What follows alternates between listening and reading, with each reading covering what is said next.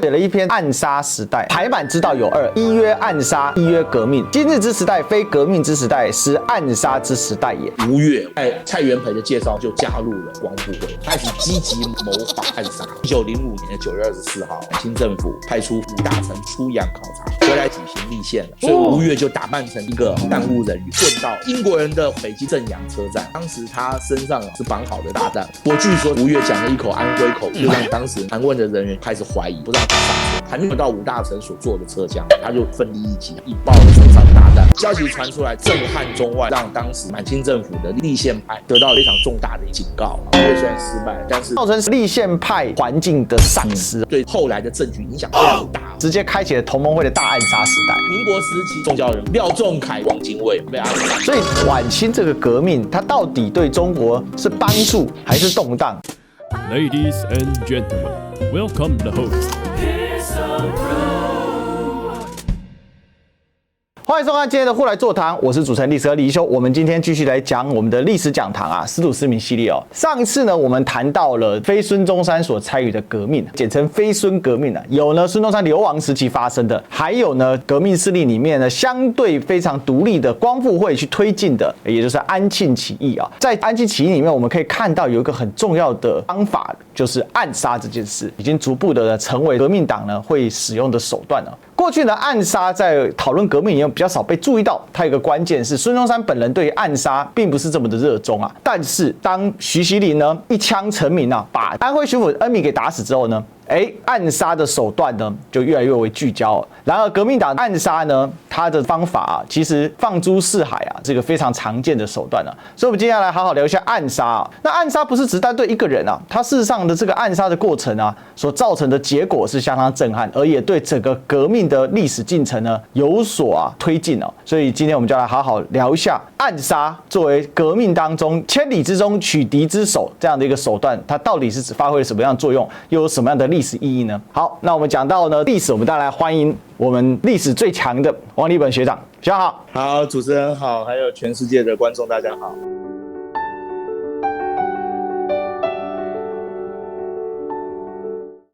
我们今天要来好好聊一下暗杀。上一次我们聊到非常壮烈的徐锡麟暗杀恩铭啊，虽然是个悲剧，可是它已经从革命可以使用的手段之一。不过呢，我自己观察安庆起义，它比较特别的是，它是把它附带在整个革命的一个进程当中啊。可是暗杀呢，似乎它也可以单独的提炼出来，变成一种纯粹刺杀的手段来推进革命的事业哦。那关于暗杀这件事呢，怎么成为革命党里面似乎有不少人喜欢这种手段啊？暗杀很重要的一个政治现象，就变成未来中国从辛亥革命或者说国民革命这时候开始，整个中国用来除去政敌或者达成政治目的的很重要一个手段。当然这时候国民党为了要推翻满清政府，必须要有一些暗杀的手段或行为，里面是有它的必要性的，这我们再说。另外还有一点就是我们要知道，其实暗杀在中国历史上也不那么样的稀奇嘛，对不对？在历史上许多著名的暗杀事件其实这些历史上的著名的暗杀事件多少也给了革命党相当大的一个启示。比如说我们过去都知道威震千古，对不对？荆轲刺秦王，是不是？而且再加上司马迁的妙笔生花，就让大家都看了之后就热血沸腾，非常感动。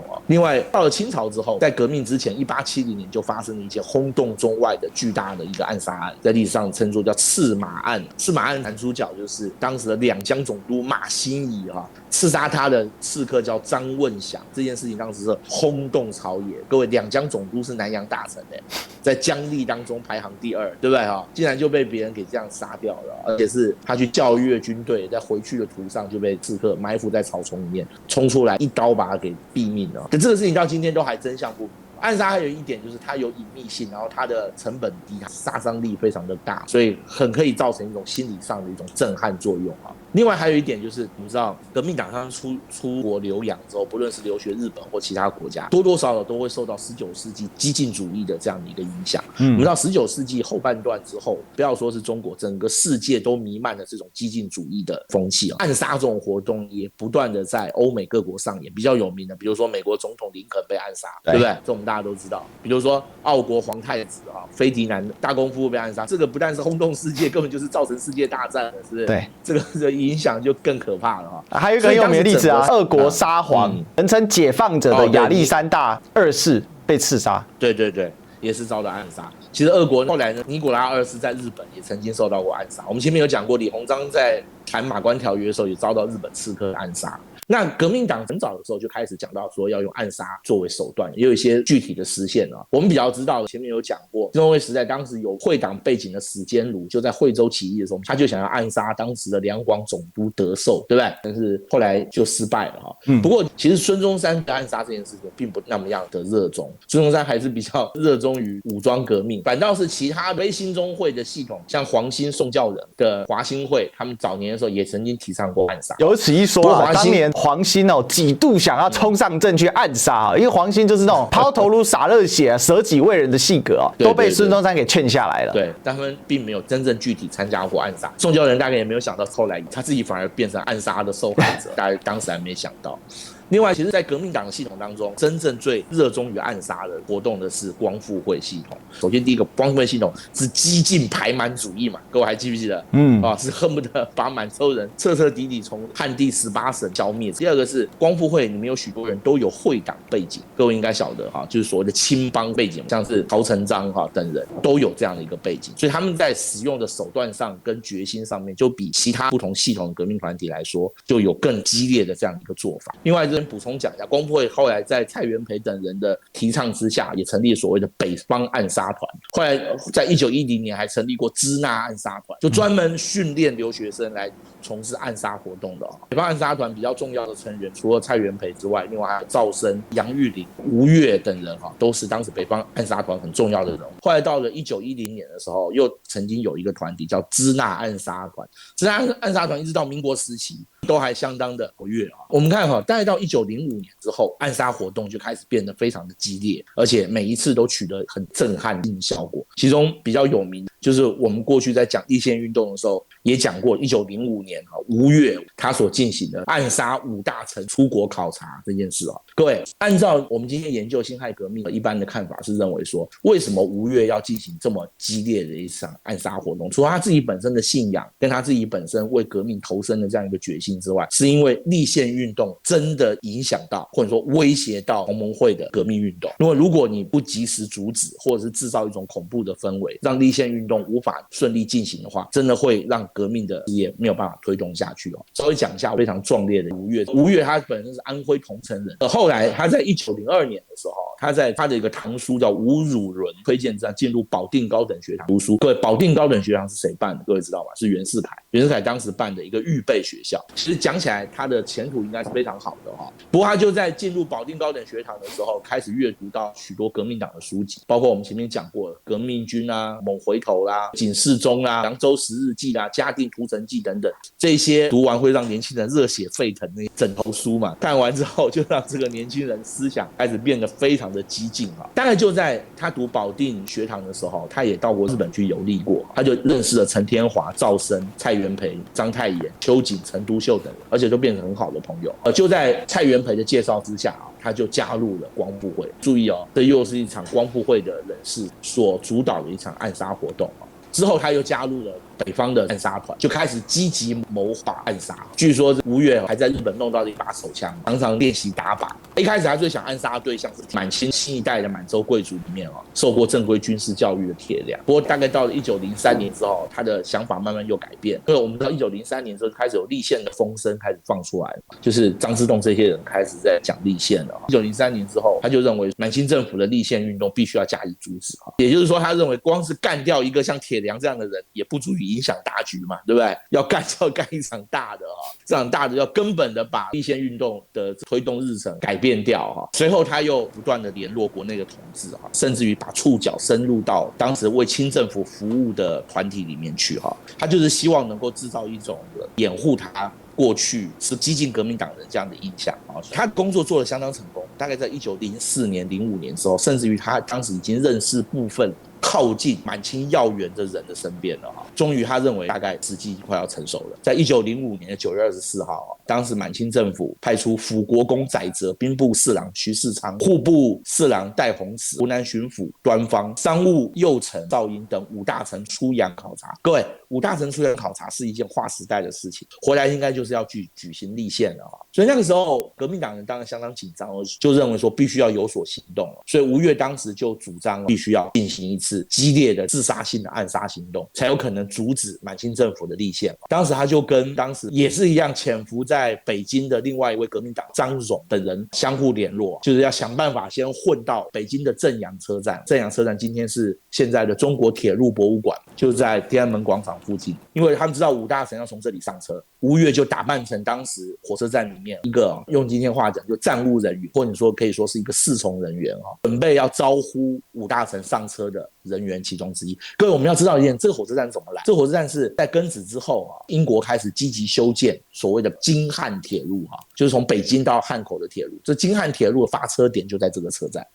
所以这个车站当时里面所有的工作人员，各位绝大部分从站长开始到里面的中低阶层的人员，很多都是英国人。所以他在火车站里面干这件事情是有可能引起全世界广泛注意的他混进这个车站之后，当时他身上是绑好的炸弹，他的计划是等到武大臣上车之后，他也跟随上车，然后就在第4节车厢里面引爆炸弹，将端方跟乃泽等人全部炸死。不过据说在上车之前，满清政府的安检措施还是会对所有要跟随上车的人员进行一些盘问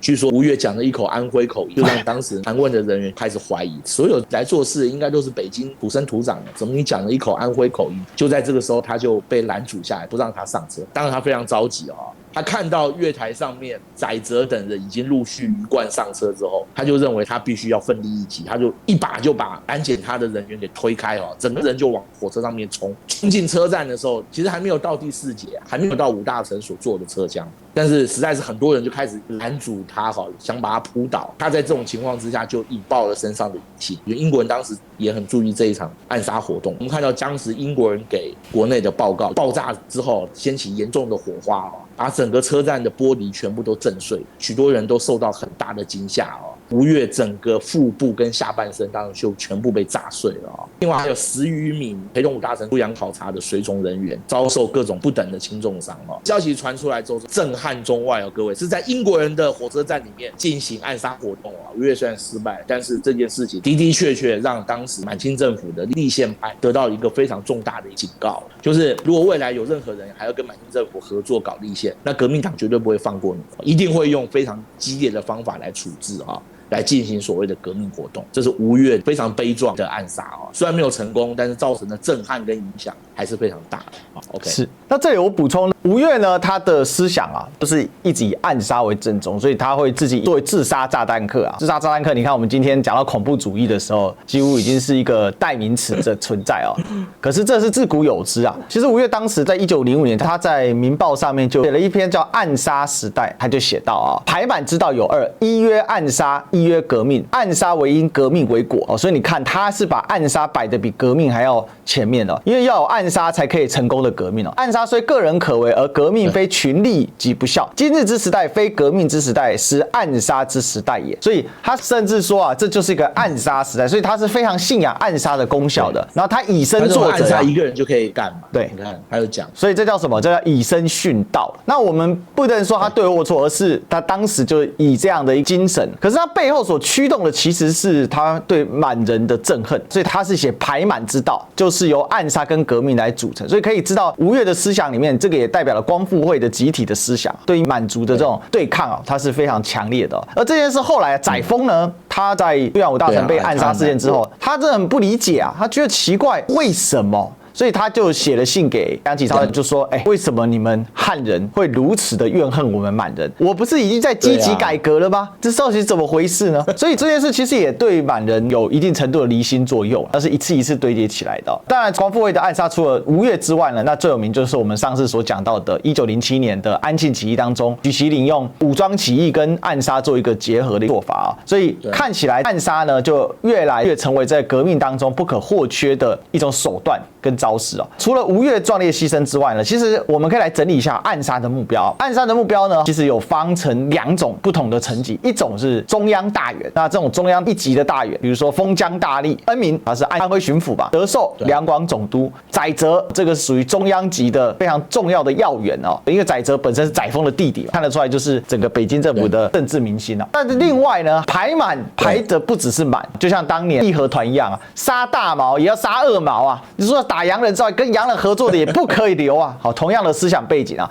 其实在暗杀的逻辑上也呈现了。你想，这是1905年。义和团是1900年啊，所以这种思想是一样，它是有脉络可循的。我把跟满族合作的官员也干掉，我就看哪些汉奸敢这继续背叛汉人啊。所以光复会果然是非常的凶狠啊，所以也有分成武将跟文臣啊，跟满人来合作的汉族官员。到1900年代之后啊，比较有名的这一些啊，比如说1905年有针对啊两广水师提督李准的一个暗杀，像关于李准呢，他好像受到好几次的暗杀，怎么回事？好，李准也是一个长期以来被忽略的一个人，其实他蛮重要的哈。我们先讲一下，刚刚学弟讲到为什么要杀汉人，对不对？主要是因为要警告这些汉人的官僚士绅，你们不要再跟满清政府合作。像李准这就更特别，为什么？他不但跟满清政府合作，还多次强力武装镇压革命党的革命，对不对？当时很多革命党都死在他的手上哈。我们先稍微讲一下，李准他是四川饮水县人，那基本上他是清末的时候在广东这一带很重要的一个军事领袖哈。据说他的父亲跟他祖父都是当官的，后来因为他科举没考上，投笔从戎哈，加入到两广水师，后来在两广水师做得还不错哈，在1905年的时候就担任两广水师提督。一开始的时候有一个人很欣赏他，就是当时的两广总督陈春轩。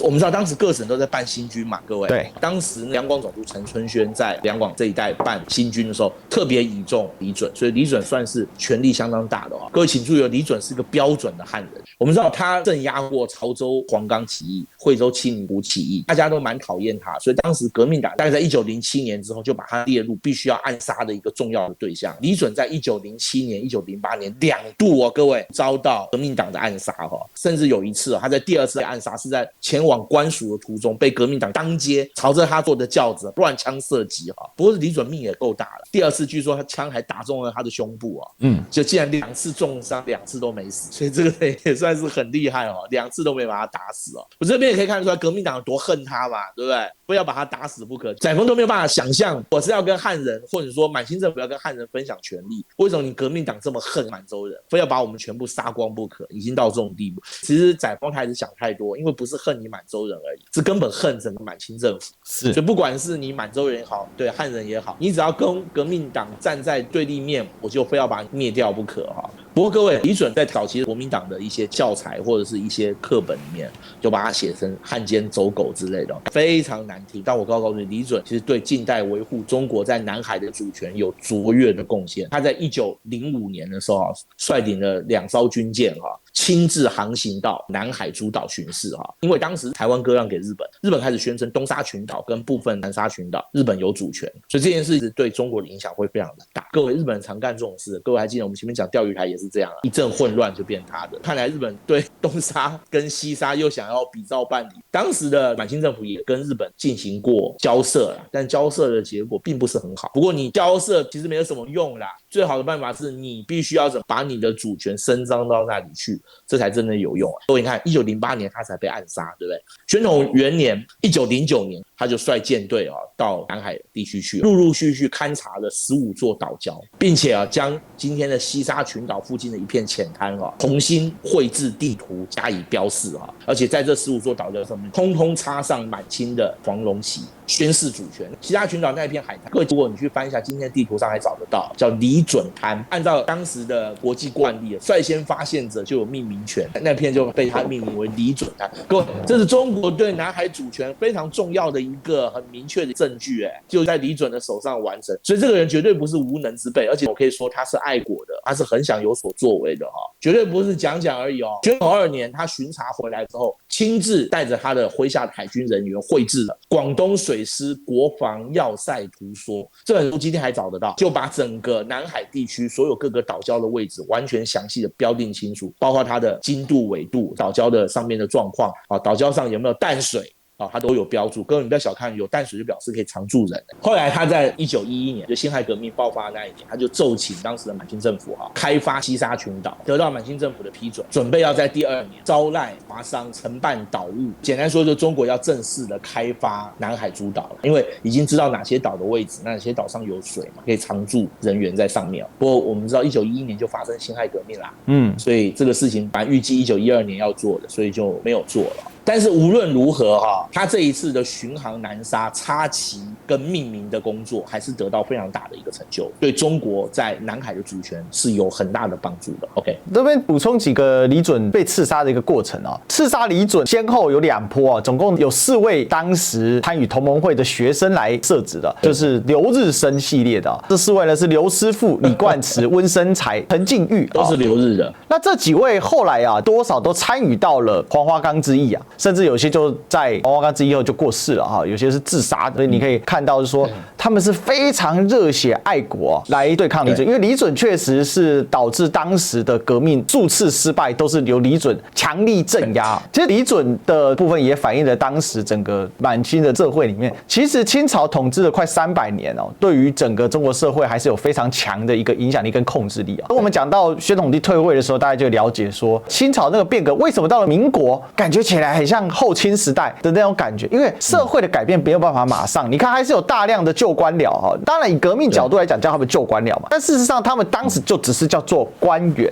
就是因为我们某种程度上对他一种贬低，还有一种相对于民国是新这样的概念，可是人是延续的那你就会看到刚才学长讲到李准后来到了1909年的时候，他并没有因为暗杀他就不干了，他还是非常热衷于对于国家的效力而且你看他是水师提督嘛，事实上他建新军，新是陆军好建新是海军难建尤其是中国人对海军有一种刻在心里面的心脏病因为1894年甲午战争的时候把北洋军就打残了嘛，所以对于中国来讲海军这件事情是很难经营的你可以看到我觉得李准他对于整个中国的历史是有贡献的，可是在那个时代那个当口之下，他选择的是尽忠于朝廷，他认为是对国家的贡献，可是革命党人呢是认为非杀你不可才是对国家的贡献，这个就形成2种思维了所以可以看到汉族的文武大臣跟满清的合作对于满清的政权的延续跟巩固是非常重要，可以说没有这些汉族文武大臣满清大概很快就挂了。比如说最有名的裱糊匠李鸿章今天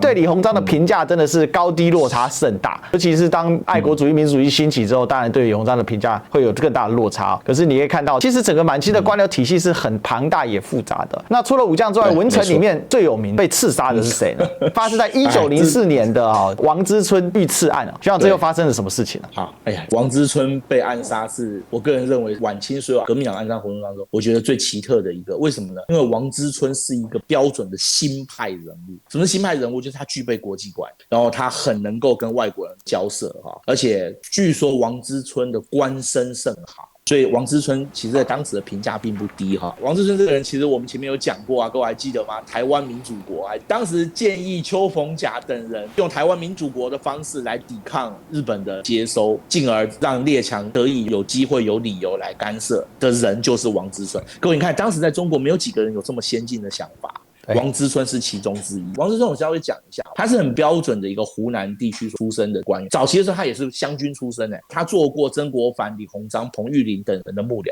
参加过镇压太平天国。等到太平天国的事件平复之后，他的官运算是相当好，可以说是一路向上攀升他当过广东按察使、广东布政使、布政使下面副省长，后来又当过湖北布政使、四川布政使在1899年的时候他升任山西巡抚，各位就方面大员他居然是一省之长第2年又调任安徽巡抚，在1902年的时候担任广西巡抚，所以他一直都在地方上当官不过在地方上当官倒还是其次的比较重要的一点是他在1890年的时候还多次代表满清政府跟俄罗斯交涉1891年的时候，当时的俄罗斯的皇太子尼古拉2世来广东访问，尼古拉2世这一次到广东来访问，当时的广东巡抚刘瑞芬据说非常的紧张，他说他们实在是没有交涉跟接待的经验，就告病请假把所有的这接待工作全部推给了副省长布政使王之春。据说王之春接待的相当得体，让当时俄罗斯的访问团一行人得到到非常好的招待然后他跟尼古拉二世甚至变成好朋友。各位请注意当时中国外交能够办到像王之春这样子其实不容易，对不对？还是让尼古拉二世把他当成朋友。后来1894年的时候11月，亚历山大三世病逝了，尼古拉二世即位，满清政府不二人选，就派他担任全权大臣，访问当时的俄国首都圣彼得堡，一方面悼念亚历山大三世的去世，二方面等于是会见新皇嘛。所以你看他的外交办得相当好，得到各国的肯定可是呢，这个人大概就在1900年之后，逐渐被当时社会舆论给予他许多的批评批评他的人主要有2个理由，第一个就是他在安徽跟在山西当官的时候，曾经多次跟外国的矿业公司签约就是把当时的山西跟安徽的煤交由外国公司来经营。各位，其实这个在清朝末年的时候是常常出现。其实我告诉各位中国是没有能力开发这一些矿产，所以交给外国公司来经营，其实也不失为开发的一个办法。可是这件事情当时在中国的舆论就引起很大的争议。所以讲到这边，各位可以理解，在那个激进主义盛行的年代，你只要跟洋人有扯到一点边就是汉奸，是不是这样所以王之春大概在1900年、01年之后，他就变成了一个汉奸许多人对他就很有意见到1904年的时候，王之春因为某一些官场上的冲突，暂时在上海闲居但其实王之春那时候身体也不太好了，我们知道2年后他就死掉了大部分就住在上海的英国租界当时王之春在上海的时候就发了一篇文章，他谴责当时的革命党人发动所谓的抗俄义勇军。各位还记得吗？抗俄义勇军就是日俄战争。对，他认为说抗俄义勇军这件事情其实是非常不成熟的因为当时中国号称是对日本、对俄国是采取中立态度嘛，所以他认为说这些年轻人用这种激烈的手段跟主张，实际上并不符合国家的利益。这件事情让革命党非常的痛恨他据说刘师培啦、张世钊啦等人都在日本写过文章，破口大骂王之春就是一个卖国的老贼。所以这实在是让我们今天看的就很荒谬，对不对但是我们可以理解那时候年轻人为什么这么想对，所以当时的革命党呢就决定必须要将王之春给予制裁负责搞这件事情呢，就是当时还很年轻的革命党人，叫做万福华。万福华也是安徽合肥人，后来留学日本。他到了日本之后，基本上跟革命党的关系就非常的深了。对，他常常往返于日本、上海之间他到底属于革命党的哪一个系统不是很清楚。那这个暗杀的活动，据说就由万福华自告奋勇，由他负责担任一开始的时候他们的计划是装保险计划，由当时另外一位跟万福华非常要好的一个革命党叫陈志新，由陈志新从张世钊那边买到了一把手枪，乔装成一个饭店的侍者，混到饭店里面去然后万福华从张继也是后来国民党大佬借到了一把旧手枪埋伏在餐馆的门口。如果陈志新在楼上杀王之春没有成功，万福华还可以再补枪嘛，对不对？据说是王之春在上海闲住的时候，每一次都喜欢下午的时候来到这个餐馆吃饭、喝茶、休息不过王之春还是蛮有经验的人据说他这一天进到饭馆之后，他就觉得空气不太对，他点的餐点还没有上，他就想要赶快离开了对，拔腿就走一离开，陈志新就觉得不太对了就想要追上去也来不及。王之春这老先生手脚还蛮灵敏的，走到了1楼靠近大门的地方，万福华就一把冲上来，用手拽住了王之春当时还大喊我将在现在为中华除去一卖国贼，就是王之春。大喊完之后，因为先拽住老先生的手，就朝着他的脑袋的部分连开3枪，各位3枪通通卡弹据说他跟张继借的这把手枪年久失修，他的撞针早就坏掉了，所以根本不能打。这边也凸显了一件事，万福华在借来这把手枪之后没有试射过，对，所以还不知道手枪故障因为当时已经亮枪啦，对不对？在旁边围观的群众就非常的紧张，就开始大喊附近有英国巡查的印度阿三警察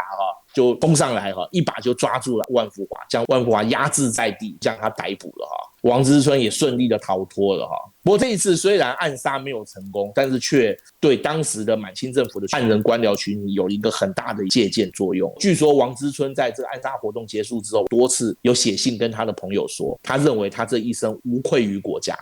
王之春的学问相当好，各位，他写过不少书有不少的作品，而且很多到今天都还是很有参考价值的。比如说《国朝柔远记》，又叫《通商始末记》，就是讲清朝办外交的一个顺序策略另外像《谭银录》王大忠臣奏议史恶录中国通商史等等等等，都是很有参考价值的书。就是我们今天在研究晚清的中国跟俄国还有跟其他各国交涉的这一段历史，其实都可以用到他的著作所以就蛮遗憾的啦。这样的一个人竟然被当时的革命党将他定位为卖国贼，要把他杀掉。结果过了2年而已，1906年他就在上海去世了。对，这就是王之春。不过这个事情还是造成蛮大的一个震撼。各位请记住，他开枪地点在哪里？英租界，在上海英国租界。对，就是告诉你们这些为满清效力的汉人，你即使躲到租界也没用，我革命党要杀你还是有可能的，可以杀得到。因为当时的上海租界可以说是整个中国的消息新闻中心呐，大概有2大新闻，南方新闻中心就在上海，而且也是全国最重要的。所以当时中国2份最重要的报纸啊，《申报》总部就在上海租界的。对，那北方后来有另外一个报纸啊，叫做《顺天时报》，那个就在天津租界。所以你可以知道那个时候整个社会的舆情啊，还有整个中外震惊啊。主要我觉得很恶劣的影响是在于说，王之春其实是一个赋闲在家，清朝的大员，他是退下来，但是他当过巡抚，是老人了。对，他这年纪也大了嘛。结果你们这些年轻的革命党追杀到这种程度，也不放过他啊！我必须说了你可以说老天有眼吧，王之春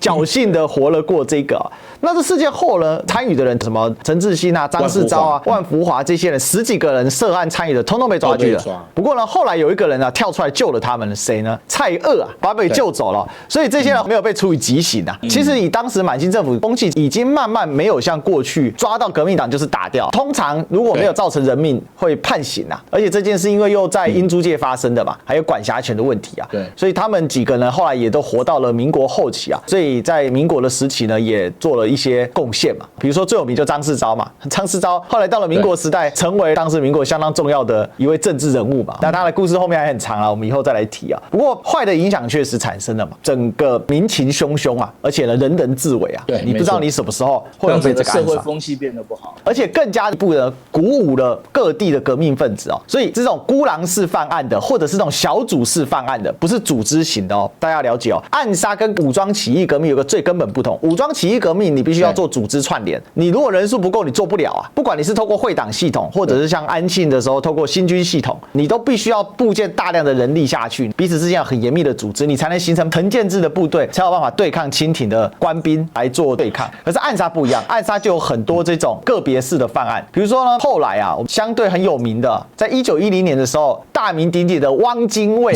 去刺杀载沣引刀成一块。对啊，不负少年头。真的就是他的诗，但是要打我就打大的当时载沣已经贵为摄政王了嘛，直接把摄政王棒打掉，速度是最快的。所以革命的激化其实也产生了一个很严重的一些后果跟影响所以我们接下来谈一下关于暗杀主义到底对于整个清末的社会风气，还有整个革命的问题产生在哪里首先呢，我们必须先讲就是说整体来讲，暗杀事实上对于革命工作是颇有帮助的啦。因为第一个声势大振，打开革命党的知名度嘛，人怕出名猪怕肥嘛，错革命党呢，我就要出名，越出名越好。大家还记得徐锡麟的牺牲的时候，章太炎说我党声势大振，让中外的媒体都知道了光复会这样的革命团体的存在嘛。那另外呢，有一个对立宪派来讲很大的打击，就是整个立宪派环境的丧失学长，这又是怎么回事呢？对，好，其实我告诉各位立宪运动要成功有一个非常重要的社会条件。我相信讲到这边，如果各位有从前面一路这样看下来，就知道必须要有一个满汉合作的气氛。过去我们也讲过嘛，立宪派最终想要达成的目标就是你八旗子弟还是享有过去那样的一个生活的条件跟态度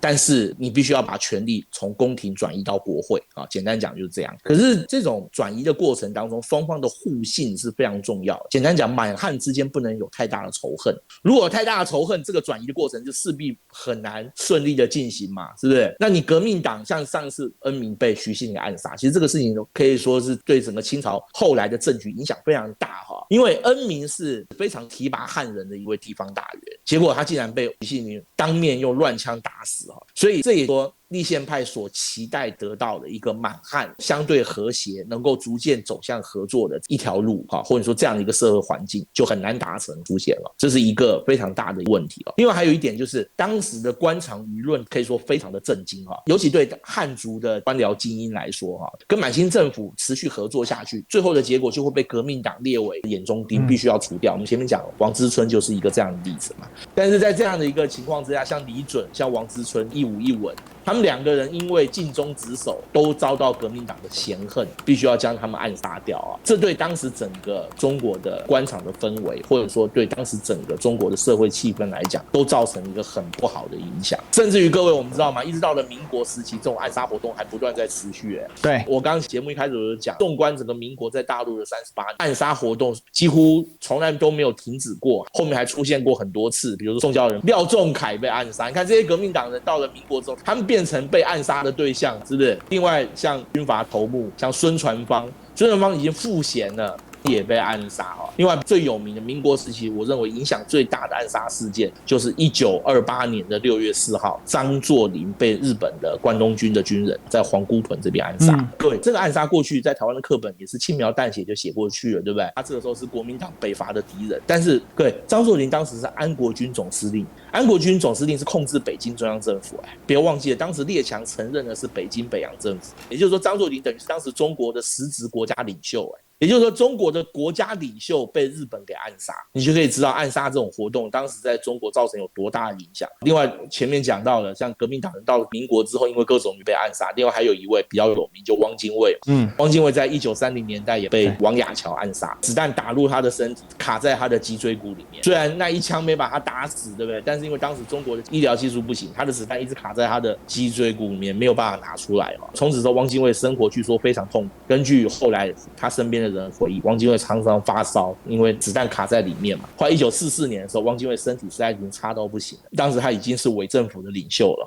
然后他到日本去接受手术，结果竟然就死在手术台上了。这些都是暗杀一些重要的对象所造成的影响。另外还有其他比较有名，在中国的外国人也被暗杀。当时蒋介石德国军事顾问团的团长Max Bauer 鲍尔上校就在1927年，因为德国人帮助蒋介石消灭地方军阀嘛，据说是桂系军人李宗仁、白崇禧这些人趁着鲍尔在上海用餐的时候，拿一个被天花感染过的毛巾给他用，他擦完之后就得了天花，然后就死掉了。你看当时已经有生化作战了，对不对？利用病毒来暗杀，就是说整个民国时期的政坛一抹挥之不去的阴影，可以说是就是暗杀。那这一切的根源就是从清朝末年革命党的革命行动里面所展开的。OK， 是所以民国的暗杀风气的动荡事实上也跟革命党急于推翻满清政府的时候，他去使用了激进的手段，有很深远的影响，不择的手段，所以造成社会上他是允许暗杀这样的事情的，或者说社会是被迫的接受这个事情。所以你看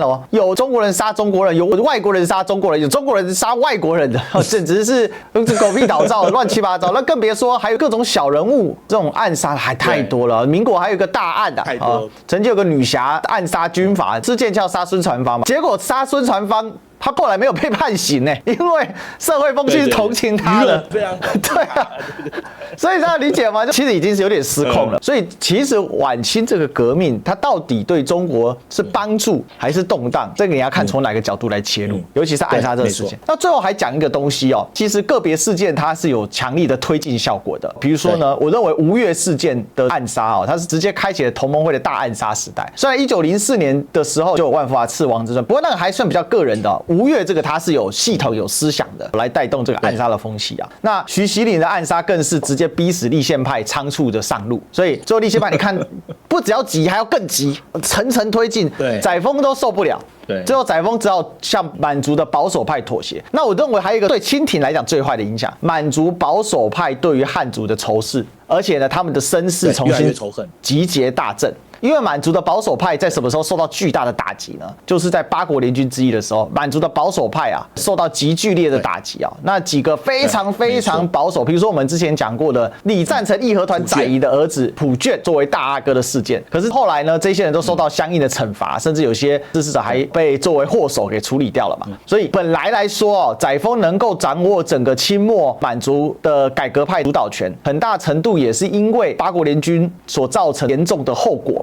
那还有慈禧太后也就放手了嘛，因为本来慈禧太后是保守派的最后掌门人其实保守派的逻辑是什么？就是满族中心主义嘛，或者应该更精确的讲是说，政权必须掌握在满族权贵的手上，然后呢，再借由满汉大臣的合作来掌控整个国家的机器。当然，我们把它评为保守派，那事实上它就是一个满清政权中心主义啦。当它升华之后，就变成满族的民族主义嘛，或者说满族的自我保护主义嘛。而这样的一个满族的保守派呢，呢，后来他的权贵声音放大，进而就在清末的时候出现一个棕色党，影响非常的大哦。对，那这个棕色党我们上一集也有讲过了嘛，当时他的核心人士就是谁？铁良、梁弼、小公王。对啊，小公王蒲伟，这个中国党后来影响也很坏哦。后来到了民国时期的时候，就进而在918事变的时候，也推动了满洲国的成立嘛。所以它其实是有一个很深远的一个影响。所以徐熙娣那一枪，我上次讲过，所以大家可以再复习一下。好，今天呢关于暗杀的活动，其实还有很多零星的小暗杀没有提到啦。那这种个别行动，大家可以上网，也可以帮我们补充一下在讨论区里面哈。OK， 那我们今天呢聊到这里了哈。那最后记得帮我们按赞、订阅、分享、打开小铃铛，最重要是加入我们的会员，也欢迎大家呢可以超级留言、超级感谢，让我们知道你的想法跟看法。然后还可以呢跟线下赞助粮草、绿界、PayPal、微信、支付宝、邮局来给我们更多的粮草，我们可以做得更好。那我们今天谢谢王立本老师，谢谢学弟，谢谢大家。好，那我们就期待下一期再相见喽，拜拜。拜拜。